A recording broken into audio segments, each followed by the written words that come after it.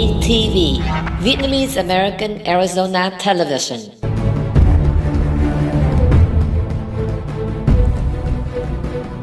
Hello and welcome to VAATV Real Estate Talk Show with Scott Barlow and Linh Vi. Investing can be tricky, especially for beginners. However, with the right knowledge and understanding, you can achieve success in your investment. Our talk show is designed to bring out great topics for investors like you. We hope you enjoy the show and welcome to submit any feedback during and after the show. Hi everyone, welcome back to VAATV.com, the Real Estate Show with Mr. Scott Barlow and Linh Vi. So today at Arizona, a lot of raining, storm. I think everywhere, mostly in California as well. Yes, right? Yep, we're getting a lot of their weather. Yeah. So we will continue talking related to last week's top show. I know that we still have quite a bit to cover regarding to the investment of single family versus multifamily. Yes. Yeah. Yep. So probably the easiest place is just kind of pick up from where we left off. You know, we had talked about location a little bit. We had talked about some of the advantages of single family versus multifamily and vice versa. Yes. But one of them, on our first slide that we have for this evening, it talks about income potential. The income potential, yeah, that's right. And that's where we go. What is the potential income for a single family home compared to multifamily units in this region? Well, last week we talked about what the average rental rates were for single family homes, and a typical single family home, maybe 3 bedrooms, 2 baths with a 2-car garage. Those are typically in about the $2,200 to $2,300 per month range for the rents. And on apartments, we talked about the average size apartment as being 2 bedrooms, 1 bath, approximately 800 square feet, and the rental rates for those at approximately $1,400 a month. So when you compare those two, obviously a single family home is going to have a higher rental rate than an individual apartment. But now as we start talking about vacancies and we start talking about income potential for the individual units, we spoke last week about how duplexes, which is 2 units, triplexes, 3 units, and fourplexes, which are the 4 units, those all have residential financing available to them. Okay. Above 5 units, you have to have commercial financing, and it's a different set of circumstances. The nice thing about residential financing is if you want to live there and you want to use your tenant's income to offset your mortgage rate, you can get a typical loan, such as an FHA, a conventional, a Veterans Administration, VA loan, and some of the other conventional buy downs where they can help you reduce rates. But let's talk about the income potential. As I mentioned just a moment ago, $2,200 to $2,300 a month is what you could receive as far as your income off of that home. Now, mind you, you've got expenses that will need to come off there, especially if you have a mortgage. So you've got to be able to make sure that that income you're receiving is more than enough to pay for the mortgage. And the taxes and the insurance. Taxes and insurance, everything else. Right. In addition to that, depending on the type of lease that you have with your tenant, you may be responsible for paying for the HOA, you may be responsible for paying for trash, sewer, and water, those types of things. Right. So all of those affect your overall potential for income profits off of that particular property. The other thing to consider is that on a single family home, if somebody moves out and you have no one in there, what's your vacancy rate? It's 100%. Right. Because there is nobody living. Because single family. Yeah. Exactly. So now let's talk about a duplex. We'll take a duplex and we'll just average size apartments. So 1,400 from one, 1,400 from another, 2,800 for that duplex. Already you have a higher income potential than you did for the single family home. But once again, you have the same considerations. You have, what if you have a vacancy? So, but the nice thing about having a multifamily property, if you have one vacancy on a duplex, that's only 50% vacant versus the single family home, which is 100% vacant. The other thing to consider is what are your expenses on it? Once again, your mortgage, are you paying water, sewer, trash pickup, taxes and insurance? Generally speaking, taxes and insurance are slightly higher on rental properties. And certainly with multifamily, this past year or so, there's been some tremendous increases in insurance. So if you're looking at any of those types of properties for your single family home that you're going to use as a rental property, all the way through the fourplexes, make sure that you shop insurance companies to get the very best rates, because they vary tremendously. Right, and also the HOA, they might increase too, right? Absolutely. Going back, now we talked real quickly about a duplex, but the numbers become even better when you talk about 3 and 4plexes. Because once again, let's assume that we've got just a standard apartment in a 3plex or a 4plex. So instead of being in a position where in a 4plex where you've got 4 apartments producing, now your income is significantly more, 5,600. Yeah. Because remember, 14 times 4. Times 4. And additionally, your wear and tear on the building, though, because you have 4 individual apartments, so you've got 4 toilets, 4 sinks, 4 sets of kitchens. All of that can be wear and tear with tenants in there. So some of your fix-up expenses long-term may be a little bit higher than on a single-family home. But once again, you have the advantage, if indeed you do have a vacancy on a 4plex, 1 vacancy means you've only got a 25% vacancy rate, true. not a 100% vacancy rate. And that's one of the reasons why the scale of numbers, why when you look at the big apartment complexes, they typically run about a 3% vacancy rate, because you know they have say ratio. Say you've got 100 units, and you may only have 3 vacancies at a time. Yeah, it's a big ratio right there. Exactly right. So if we can have the slide back up, and we can talk real quick about what's the next one, and it talks about multifamily homes offer the potential for higher rental income as they provide multiple units for rent. And that's just exactly what we were talking about, the advantage of having those additional apartments for rent. The individual price for an apartment may not be as great a rent as a single family home, but when you have multiples of them, you very quickly surpass what you have for that single family home. Right. So I know that it's really depend on the area too. Some of them, they have a rent control, right? So they have to look into that and find out if they can make money for that area. Well, fortunately, here in Arizona, we do not have rent control yet. Oh, okay. There have been it has been proposed in the state legislature several times for rent control. Okay. But so far, it has not. Oh, okay. There in the last couple of years, there's been a lot of folks who griped about significant rent increases, and what you typically had.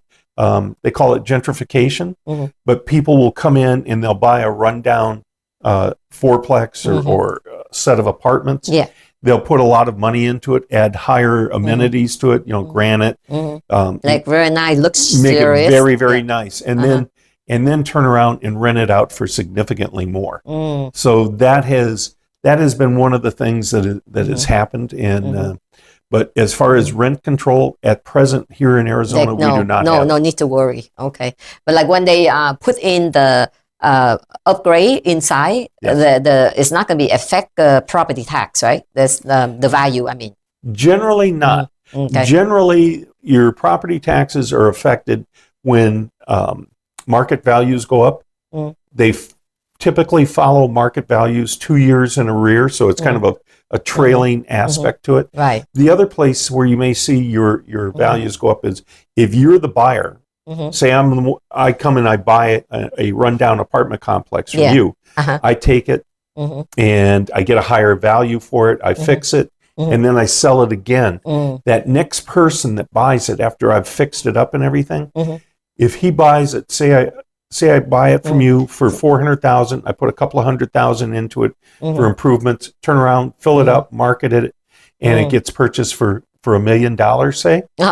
That next person who buys it, there is a document that goes through at closing. It's called the affidavit of value. That goes to the county, and they can use that as a method for looking at increasing the property value on that. Oh, but like some doing that, then they pay higher tax. They would pay higher right? taxes. Yeah. Right? But did they necessarily do that? Like sometimes it takes a year or two for it to catch up. Yeah. You got to remember the taxes here, they're always kind of in arrears, and sometimes it takes time for things to get caught up. I see. But so then after they done whoever can do that really make a big income, really. Yes. But going back to it, your question about by fixing up, will that increase the taxes? Yeah. If I've owned that property for a long period of time, yes, and I fix up the property and I increase it, it's highly unlikely that my rents are going to go, that my taxes are going to go up, other than through the normal rates. Okay. The reason is because people looking at if now affect on more expenses for them on the taxes, but they can collect more money because of all the upgrading of all that. Then it's a good choice for them to do that, right? So typically, if you purchase and hold a property for a long time, you're going to see relatively stable taxes year in, year out. Okay, that's good to know. Okay. So, okay, let me ask you here about the mortgage thing. I see sometimes they mention an elder, usually they focus on the house that's owned by the senior, okay, by person old, and then they offer that they will give money. They grant all the loans and everything. They call a mortgage reverses. A reverse mortgage. Oh, something like that. Then is that a good thing to do? Because it looks like they give money whenever you need. Well, but see, the banks are also looking at the future value of what that property is going to be. They can do an appraisal now. Yeah. But you never say you've got a $200,000 home. Right. It appraises for $200,000. You're not going to get $200,000 back from the bank. Oh. They will set it at different levels. As a cap. Oh, okay. So maybe you only get $100,000 in your reverse mortgage. So if you're a senior, you get that reverse mortgage, and you really need to talk to a mortgage specialist, because it can be very confusing. They offer really strings, okay, well, you live and we give you the money to spend, and you can keep just staying there. You don't need to make any payment until you pass away. Then we take the house. That's typically how they present it. But a couple of caveats to that. Okay. All throughout that process of living in the home, you've taken the money and everything. There are ways, say your heirs decide they want to keep that home. They can pay that back down, and you'll have to look at the specific terms in each mortgage. But there may be amounts where they can see where they can pay that back down and then take possession of the home again. Okay. You're not going to be able to do that with a multifamily. Okay. Yeah, because that's become into an income property, right? Yes. That's what they consider. Yeah, they only focus this one for the single family who own and live there. Yeah. Because I see, I didn't know if this is benefit or not, but a lot of people don't understand about they look at the in front benefit, but they don't think of okay, if they pass, then maybe during that time they take all the money already, then are they going to be kicked out or whatever? No, they won't be. If somebody enters into one of those mortgages, they're guaranteed to be able to live in that home until they pass away. When they pass, okay. But if you're concerned about inheritance, then your heirs may have to investigate it further to understand how much they might have to repay back. Yeah, because I heard once you enter into that contract, then they will have all the paperwork already ready, and then when you pass, they just do that. They're not going to go through the other one. So maybe whoever involved with the situation will have to find out more if the hair or any change in later down the line, then can that be done, right? Because there's ways of doing it, but I'm no expert on those types of things. Yeah, it's something I don't get involved with. Yeah, so because somebody asked about that, this morning, and then I know it's kind of it's not a good choice for them to do that. Because money always the bank, they smart. They have to make money. You're hitting on one thing. Yeah. In particular, the bank is always going to make money. Oh, exactly. So never think that the bank is going to be your buddy and they're going to take lower, a loss. No, they're always going to have a way of making money. But like I said, if you have an elderly parent who goes through that process, maybe they need the money they want to for health reasons. Maybe they need it for medical treatments, hospital or something. Maybe they need the money they want to go vacation. Go and see family members that they haven't seen for years. For a long time. Yeah. So there could be some good uses for the money, but it's one of those things where you can look at it and you really need to look at what the long-term goals and benefits are going to be. Yes. And if you truly want it to go to your children, then you may need to look for alternative methods. I know that some folks have used life insurance policies so that they could pay that amount that was due on it, and then the children go ahead and can get the property back. So that's one of those things where you talk to your financial advisor and find out in your individual situation what works best for you. Right. Yeah, that's true. Like the financial advisor can always point out something. Yes. For that. But I also know that maybe by that age, some they don't own it. They already transferred to the trust or to the to the here. Yes. Yeah. So okay, so we move to the next one. We talk about the financial. I mean the benefit that we own single family versus multifamily. We can have more potential, more money, and the loss not as much, because one with a single family, when it's vacant, there's no more income. But then when with the multifamily, then you can always have other income. Yeah. Yes. Okay. Yep. There's always more income potential. Right. And so our next slide is on resale value. You know, one of the things that's going for single family homes in this state is just the fact that we have a shortage of affordable housing. And to give you an example, you know, the average home that sells in the Phoenix metro area is typically in the range of around $430,000 to $440,000. Oh, okay. So years ago, and this is before the interest rates went up, about 70% of home buyers that were out on the market could afford to buy an average home. Oh.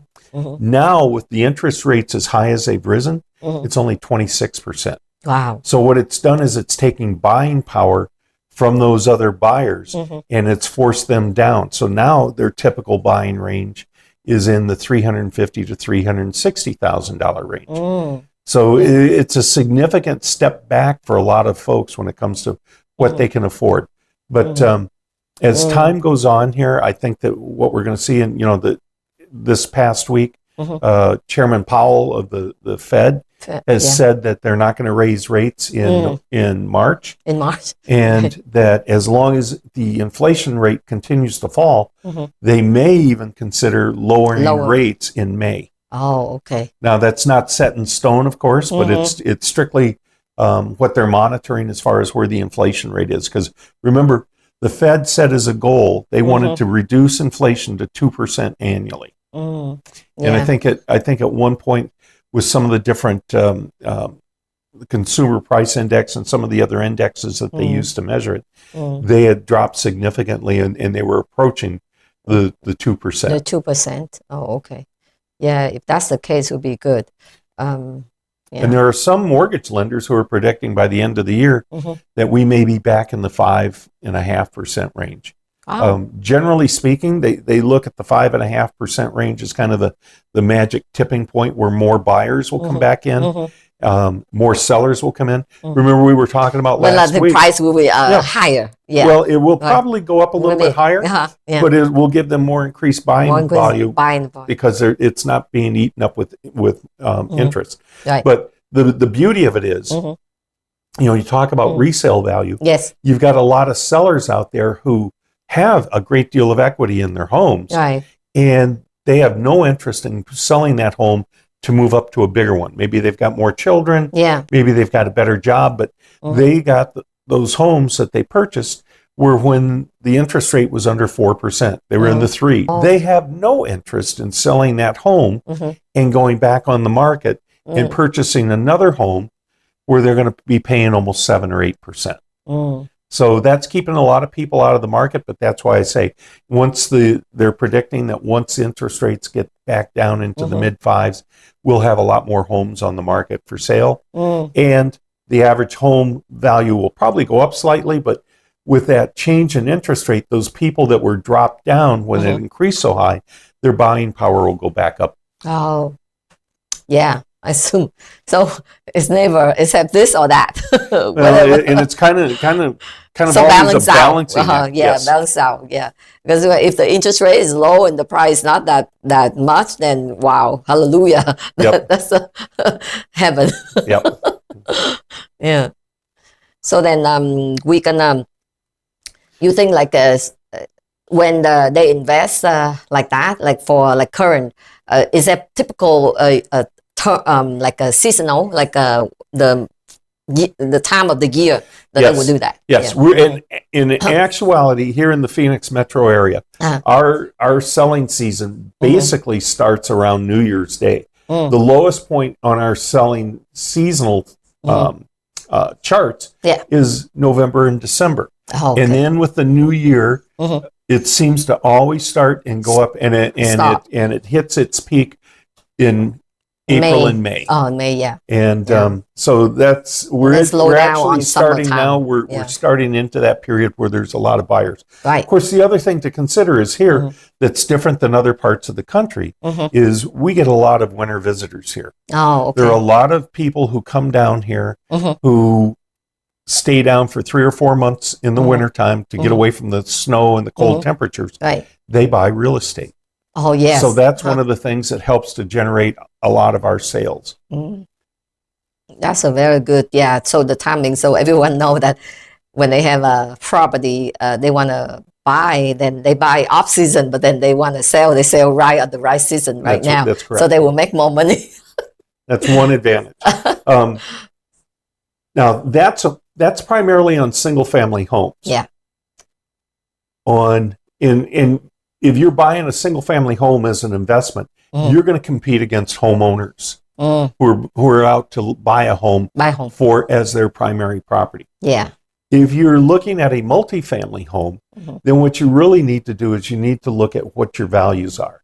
And the values, of course, you want to look at comparative market analysis. You want to look at what other buildings that were similar in size, same number of apartments, those and condition. You'll want to look at what they sold for. Right. But another tool that you can have in your toolbox to evaluate the property is, once again, you need to find out what the income potential is, what somebody's actually receiving for their rents, what expenses they have. Then you can determine the net operating income.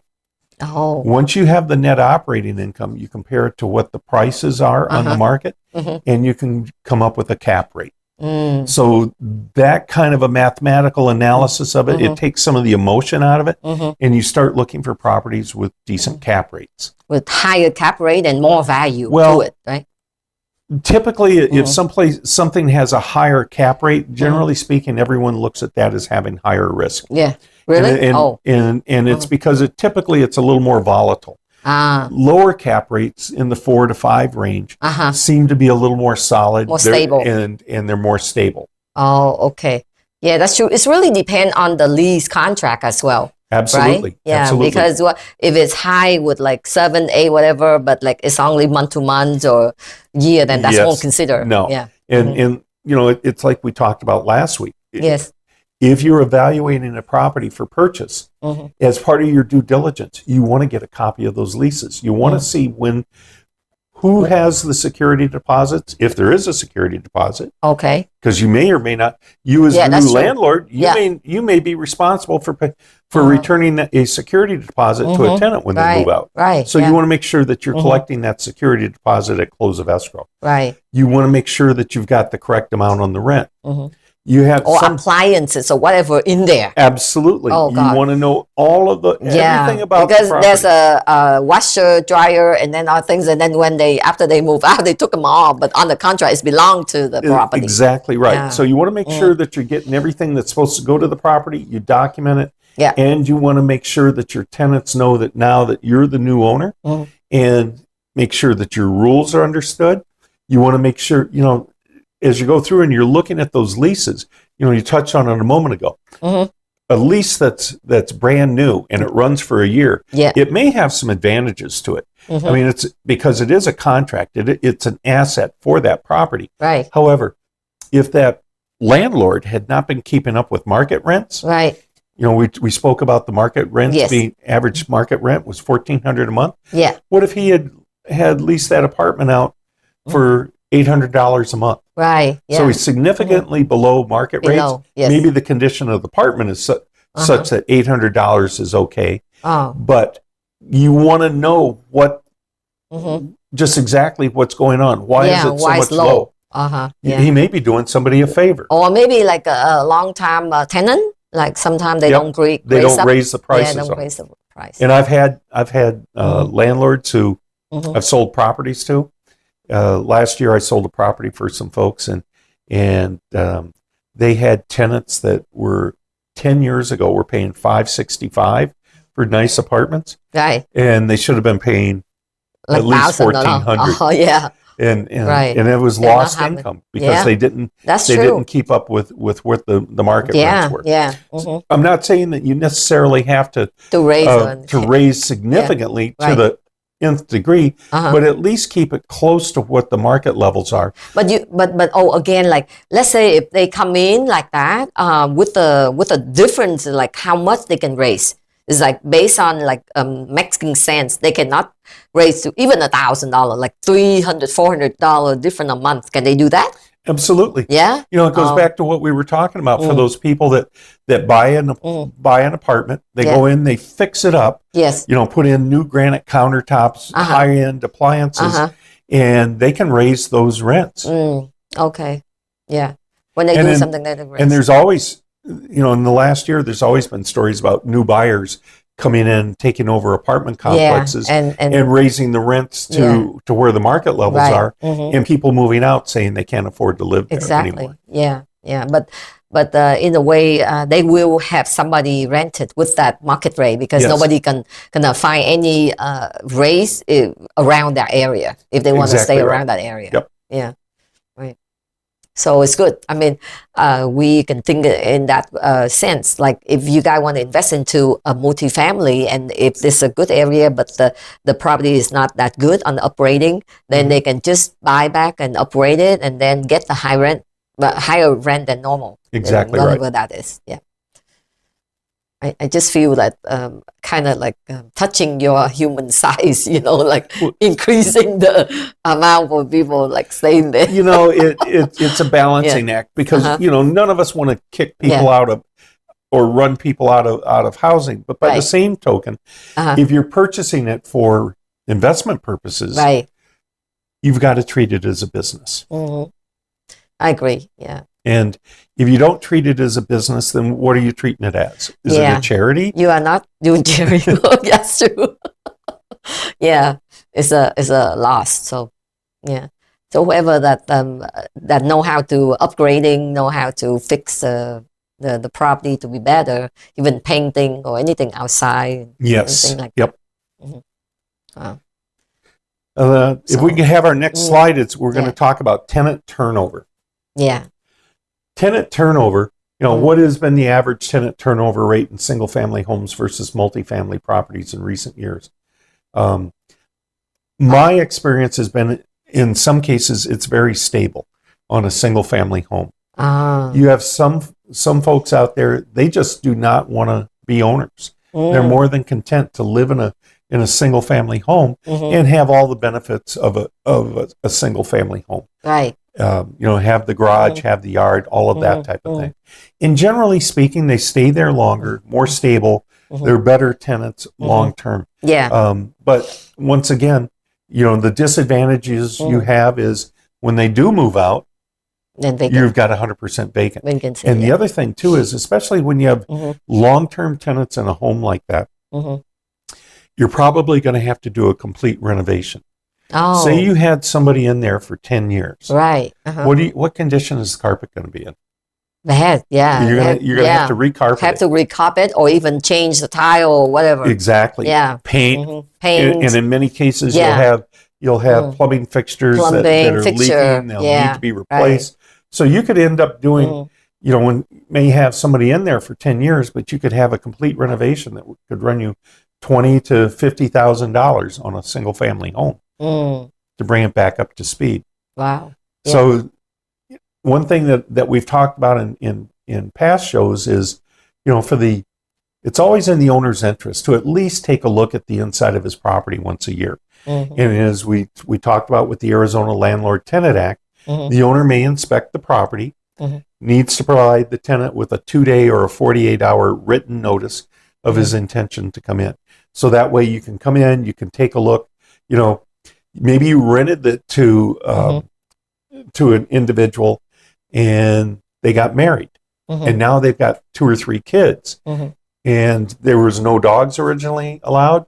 You'd be surprised how many times there's dogs. So all of those things put additional wear and tear on the property. You need to be aware of it yourself. You need to make sure that there is no pets that are damaging the property. Right. But it's always in your interest once a year to take a look. To come and inspect. Right? Exactly the right. Place. Yeah. So you can come in and you go, well, you know what? I see the carpet. It does need to be replaced. So you already start to budget for it. Okay. Yeah. You set yourself up with a improvement account so that maybe a percentage of your rent increases. You take that and you put it in there so that when it comes time to make those changes to the property when they move out, you've got an account where you can just go and pull those funds. It may not cover everything, but any portion that it does cover will certainly help out. Yeah, that's true. Yeah, right. So there's a way to increase it so that when you come in and then you start doing some work in there, of course the tenant will see the expense that you have, and it makes sense that they have to pay higher for the rent. Comparing apartments versus single-family homes, as I said, generally speaking, you're going to see that single-family homes, they hold on to their tenants much longer.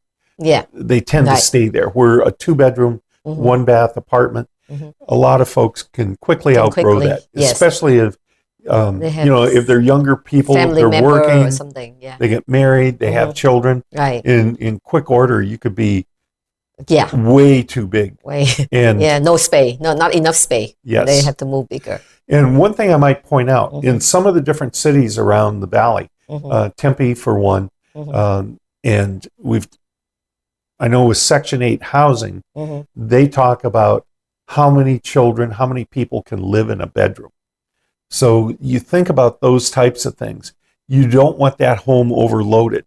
I've seen situations where you've had parents and 4 children in a 2-bedroom apartment. That's too big. That's too small for them. Too crowded. Yeah, too crowded. Yeah. And how big is the kid though? If it's young. Well, it could be young or a little bit older, but in any event, that's a lot of wear and tear with all those people that are living in that space. Oh, yeah, you won't allow that. Yes. Yeah. So because typically each one, at least 2 person in one room, right? So if it's 2 bedroom, then 4, right? Right. 4, about 4 or 1 kid, one small kid. Right. Yeah, right. So that's why we know. But how can it's legal that we turn down that way because we say this is the 2-bedroom only allow for that many people. Or when you're doing your tenant screening, you can look at that and use that as a method for screening, where you only allow 2 people per bedroom. Per bedroom, okay. But if you, it gets a little bit tougher if you go that route, right? And a baby's born, and is living there, So that one becomes a little bit tougher. But usually, you want to do your screening. What was started then is like 2, and then they have kid every year. So then that's a different thing, right? Exactly right. Wow. Yeah. But like each year, when you come to inspect, then you will see the increase of the family member. Then you start remind them, right? Right. To find like a bigger space. Yeah, it's in their interest, the quality of life that they enjoy, that they would enjoy in too small a space. Yeah. You know as well as I do. It's. But somebody, they want to save money, Well, it depends on what are they saving the money for? Yeah. Are they saving money to buy a home or move into a bigger place? They for their spending, I guess. They don't want to pay too much money. When they move out to a bigger space, they have to pay more money. Well, one of the things you can do to encourage that is keep it up at market rent. Oh, yeah, that's why. Then they say, oh, it doesn't make sense. I pay that much. And I just say, yeah. Okay. So the next thing that we were going to talk about is appreciation. And, single family homes typically have appreciated in the last 3-4 years, not so much in 2023, but certainly 2020, 2021, 2022, we were seeing appreciation on single family homes as much as 20% a year in some of those years. So that's where some of those folks were seeing big jumps in the values of their homes. Right. I think traditionally and historically, about 3 to 4% is about the typical amount. But the thing about it is, when it comes to appreciation here in the Phoenix area, it's not a smooth line. No? It's up and down and up and down. And sometimes it's up a whole lot. Sometimes it's down quite a bit. Yeah. But over time, if you look at it, it just continues to grow. So holding real estate, taking good care of real estate, especially single family homes, you will have appreciation. On the multifamily properties, in many cases, they are not as well cared for as a single family home. So what you need to do as a landlord, if you want to get appreciation for your property, you need to put money back into it. You need to make sure that the roof is taken care of. You need to update the maintaining, right? Exactly. You need to make sure that the air conditioning units are taken care of. Yeah. All of those different types of things. I know, for example, last year I purchased a duplex and I put brand new air conditioning units on it because I knew it was going to be more efficient. And it had, the building was built in 1982. So it had aluminum frame, single pane windows. And we put in dual pane gas enclosed windows. Those two things were things that I could advertise to potential tenants to help them bring down the expenses on living there. Makes sense. Yeah, that's true. Yeah. Now, multifamily, like I said, the biggest things that you can do where you can look to build appreciation, keep it at market rents. Don't let it, it's tough to say that property is going to appreciate in value when you're only getting $600 a month where it should be $1,200 to $1,400. That's true. Right. And by the same token, if you're not taking good care of it, if you're not making sure the parking lot is well cared for, that the making sure that the trees and the landscaping is cared for, but especially making sure that your roof and air conditioning systems are in good condition. Well, because I was thinking, if you don't put in the money, then how can you get out the money? Well, that's just it. And I can. One of the things that I have to do as a commercial realtor or an investment realtor is I have to tell investors who are holding properties, they see they've got a property that has a lot of deferred maintenance, and they see that their neighbors' properties have sold for significant amount. Yes. And they go and they ask for what the market analysis says their property is worth. Well, it's obviously it's going to be significantly lower if they don't have good income coming in, if they haven't taken care of the building, the cap rate is low. All of those things kind of combine to reduce the appreciation that you have on your multifamily property. And so sometimes they get a little bit upset, but the numbers speak for themselves. Right. And if they haven't been doing the things that they needed to do to actively keep that property up and competitive, then they're just not going to receive the same appreciation. Right. Yeah, so those are the tips, how you bring up the value and keep up the profit for the investment. That's correct. The next one we have is scalability. And we have a slide for that one. Something.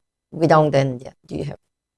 Yeah. There we go. Scalability, yes. What are the scalability opportunities for a new investor in multifamily properties here? Well, the great thing on that is, as we've already talked about, the more apartments you have, the more scale that you have, the more ability to have income from multiple places, multiple apartments. But at the same time, one of the great things is we have what they call value add. I was just describing that investor who his rents were low. The way he took care of his building was low. You can come in situations like that and purchase a property, oftentimes significantly lower, and you can come in and be the one. You put money into it, you bring it up to standards, and then bring it up to market rents. So you can be the one that gets those advantages. Great. Okay. Let's see. The next one on that is multifamily properties offer scalability, allowing investors to own because more rentable units in a single location. And that, of course, is one advantage. One thing I didn't mention, frequently the city zoning laws or zoning ordinances will put multifamily properties in the same area. So you'll have, instead of having a multifamily property here together with single families, you typically don't have that. So you may have multiple multifamily properties here. And if they're duplexes, threeplexes, or fourplexes, remember those can all be purchased with residential financing. So you can own 8 or 12 units. You buy them individually and combine your management efficiency from 4 units up to 12 or 16. Some of the different loans will allow you to own as many as 10 different parcels. So if you think of 10 parcels, that could be 40 units. But it's buying them individually, and you can sell them off individually. I see. Wow. Yeah, that's true. One by one. Yeah. Exactly right. When you need to go to one vacation, you sell one. Go to another vacation, to sell another one. But I think that what you're seeing is we, and I've mentioned it a number of times, we have a real problem here in the metro, actually in the whole state of Arizona, with affordable housing. The illustration I used was that the average price of around $430,000, and that only currently only 26% of buyers can now afford to purchase an average home. So that pushes a lot of those buyers out of the market of buying. So where do they live? People have to have a place to live. So they rent them out. So they rent. They rent, So they gotta, So then there's the whoever that own more houses, then still more houses have, and profit apartments from it. Especially. Yeah. Yes. I see. Then you mentioned they rather rent it than to buy and live in there. Exactly right. So I think you can live with different area and state and all that. Yes. What you're going to see is as the next year or two unfolds and as interest rates change, you're going to see some movement in the marketplace. It's with the interest rates higher, there's still a lot more demand for rental housing. And so you'll see them in apartments, you'll see them in single family homes where somebody has purchased it and they've owned it for a long period of time. And their mortgage, the mortgage is always your primary or largest expense. That's true. Yeah. And so if you can purchase a single family home and you can charge average rents on that, and it's significant to have cash flow from it, you'll probably be all right even during these times with high interest rates. And then even like pick a fixed rate. Don't pick adjustable rate because it's going to fix rate it, right? Nobody predicted it. I don't see as many variable rate loans as we might have used to 10 or 15 years ago. Yeah. I think that got a lot of people in trouble. But there's the big push has been to do things like buy downs. In other words, where buy down the rate. They buy the rate down. Yeah. The builders are doing that to great effect right now, where you can buy a new home. Yeah. And they will pay the rate down. Yeah. For the first year or two. Maybe up to 2% or more. Okay. But remember this. They're still going to make money somehow. Of course. That's a thing. Oh, God. Yeah. So, never go away with that. Yeah. But the best thing that you could possibly do is if you can get a builder to pay those do those buy downs. If they know to ask for, right? Yes, exactly right.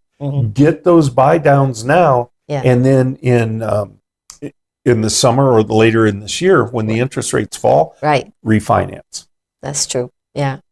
But you need to watch it. It's like we've said before. Right. Nobody cares about your money as much as you do. Yeah, that's true. So you have to be diligent. You have to follow up with the market, with the interest rate, with the things out there, because if it's too low with interest, okay, time to refinance, then do refinance. Absolutely. Right?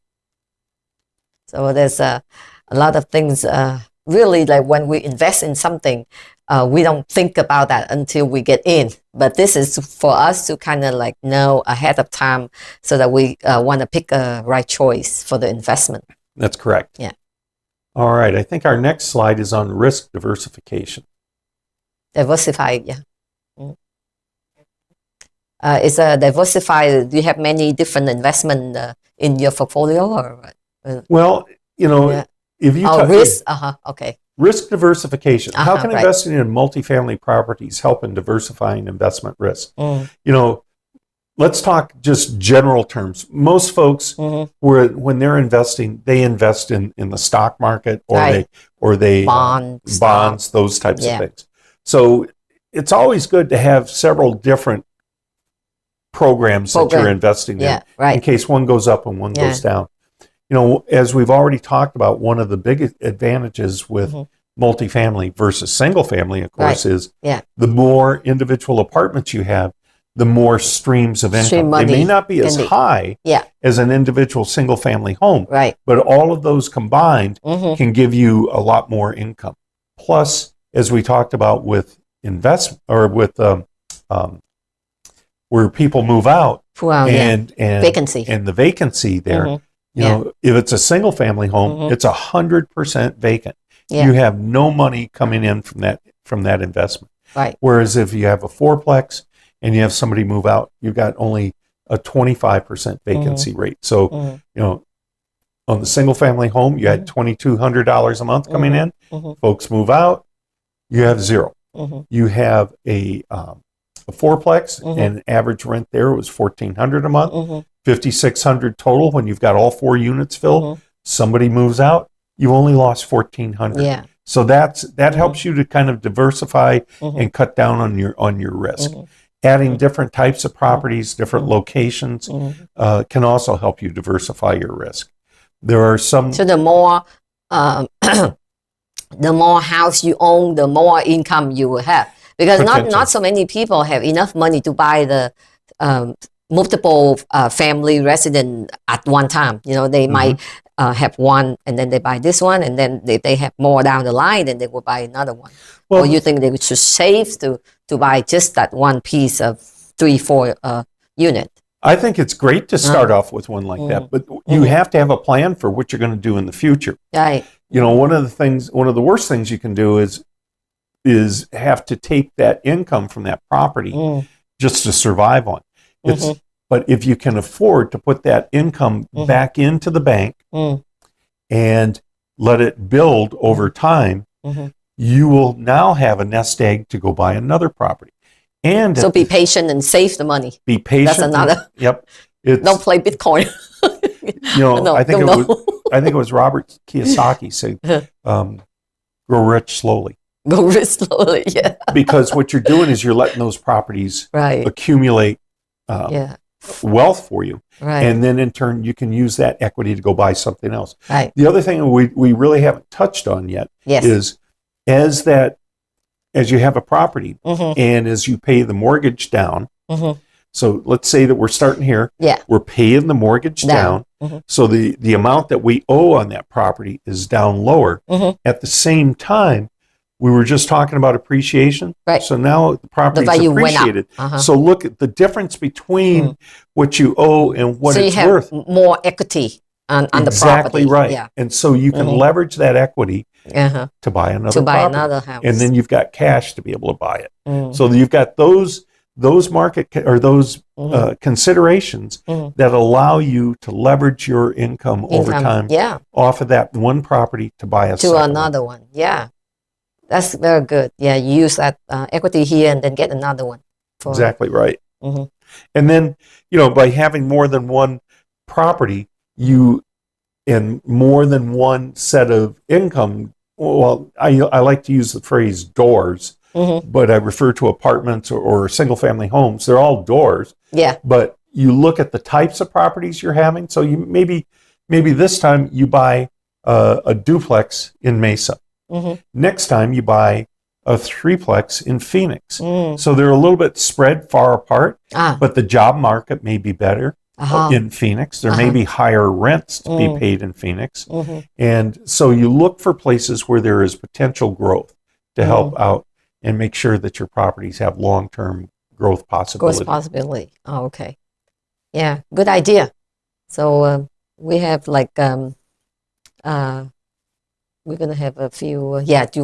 We've covered most of the information yet about investment on the multifamily versus single family. Yeah. So all the risks, all the tips that you've been giving out. I think they will best know their situation, that they will just save the money and try if they can buy the multifamily, right? And get more money. But whether they start with a single family home or with a multifamily home, the biggest thing is you aren't going to make anything. You aren't going to have a nest egg. You aren't going to have an investment unless you get out there and you purchase something. Yeah. And as we've said before, nobody cares about your money as much as you do. You need to develop the tools and the knowledge to be able to look at the properties and see what's a good deal. Just because something has a low price on it doesn't always mean that that's the best value.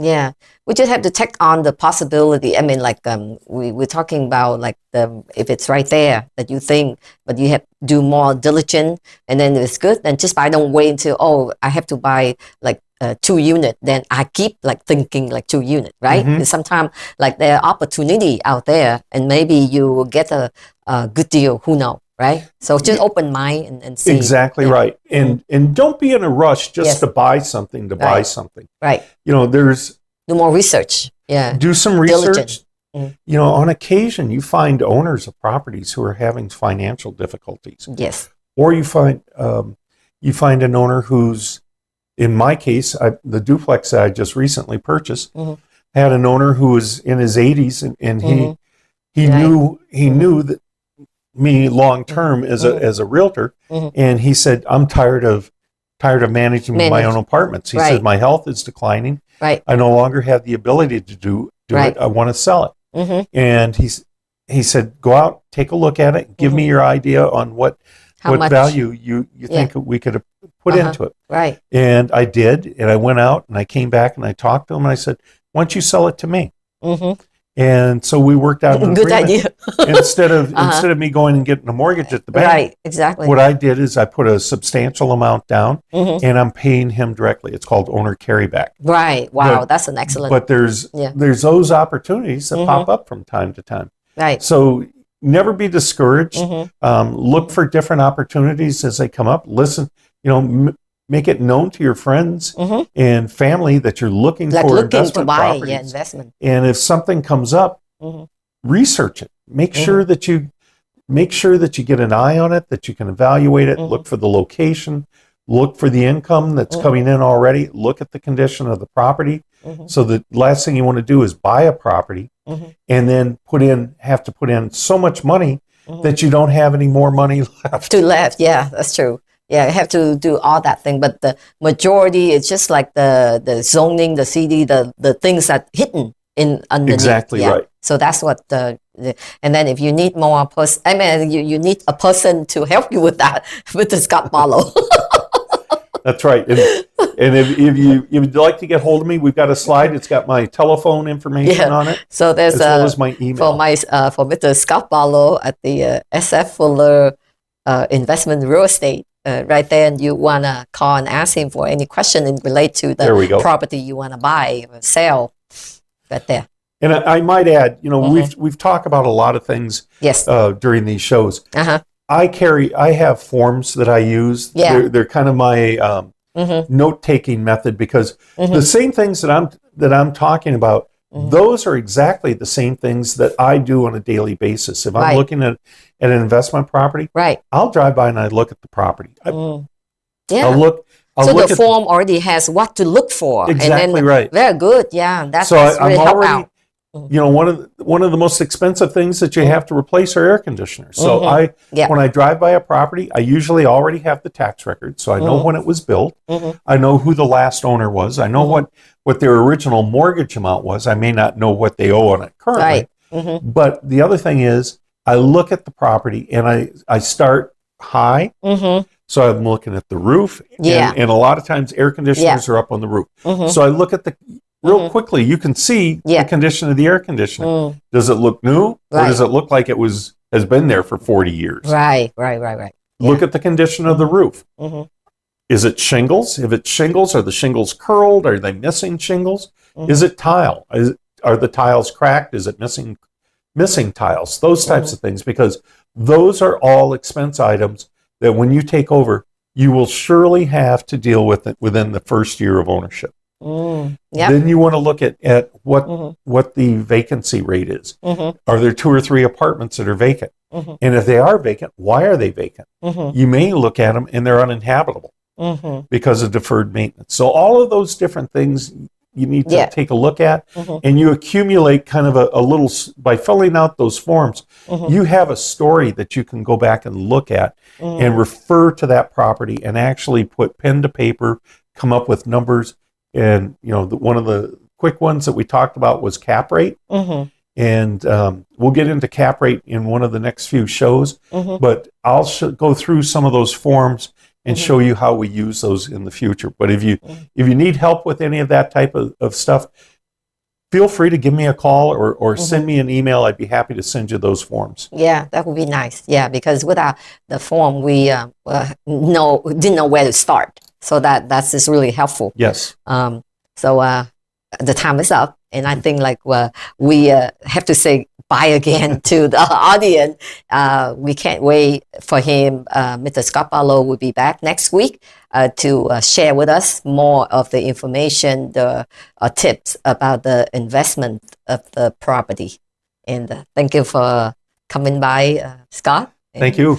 Thank you for watching. And see you next time. Bye-bye. Bye. Linh Vi xin cảm ơn sự theo dõi của tất cả quý vị trong những giây phút vừa qua. Chương trình VAATV xin kính chào, tạm biệt và xin hẹn gặp lại quý vị vào lần phát hình kỳ tới. Mọi chi tiết về thông tin thương mại và bảo trợ, xin mời quý vị hãy liên lạc về địa chỉ email vaatelevision@gmail.com và số điện thoại là 480 289 9816 480 289 9816, website vaatv.com và vaaznews.com. Xin kính chào, tạm biệt.